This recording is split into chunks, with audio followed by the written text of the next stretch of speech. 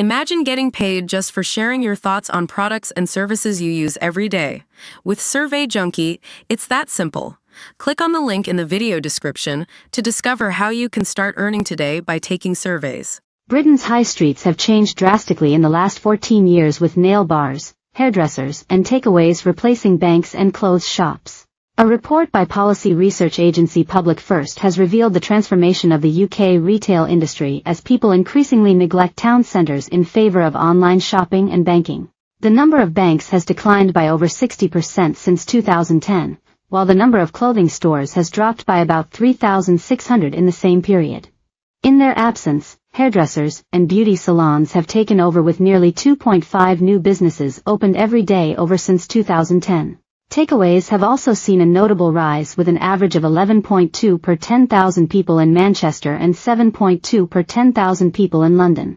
The drastic change in Britain's high street makeup is partly down to the shift to online shopping, as well as a squeeze on people's wallets during the cost of living crisis, according to Scott Corfe, Director of Data and Modelling at Public First.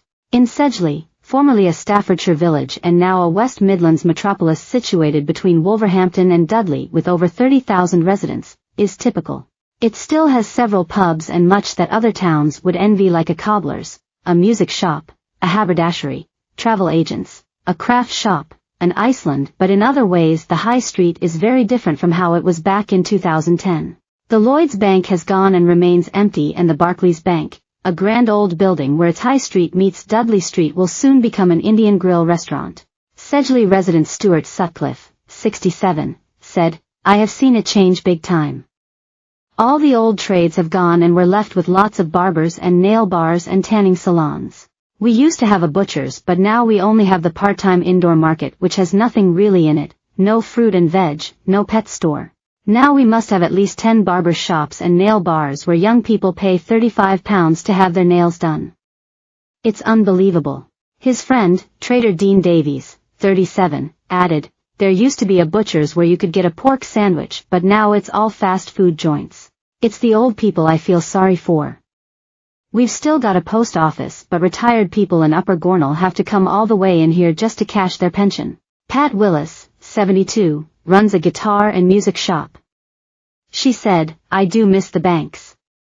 At one stage there was a Barclays, a Lloyds and a Midlands here, and now they've all gone. We've just got a Nationwide and a building society. Now if I want to put my takings into the bank, I have to go to Kingswinford, and I don't drive, so it is an inconvenience. And when I want any change I have to rely on other shops rather than popping into the bank. I'm on a Sedgley past and present Facebook group which has a lot of moaners really, but one of the jokes that goes round is when a shop becomes empty it'll probably soon become another Turkish barber's. But as far as I can see they always have people in them. I think the demographic has changed. This was an older place and now there are a lot more youngsters and families. Maybe that explains all the nail bars and hair salons. We also have a lot of food places and coffee shops for a village." Teacher Samantha Holland, 42, was on her way to have her nails done. She said, "I think things have to change with the times, but we have to keep the old with the news. It is a symbiotic relationship. There are far too many barbers, but if they are all getting business, why not? We used to have a couple of cobblers, but they are being replaced by hair and nail places. That said, it is nice to be able to access these things without going into Wolverhampton. But then the Barclays has gone, so when the mortgage is due to renew that will now mean going into Wolverhampton and probably having to take time off work. People like things local." On Dudley Street is one of several nail bars standing next to a hair extension studio.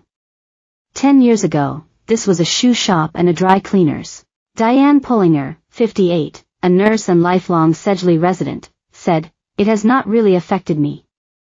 Everything I need is still here. I use the Tiptons, the hair shop, the chemist. I can't say I'm really missing anything. We've got an Asda and we'll soon be getting an Aldi too. The shoe shop that was here was very old-fashioned, and my local shop on the ES.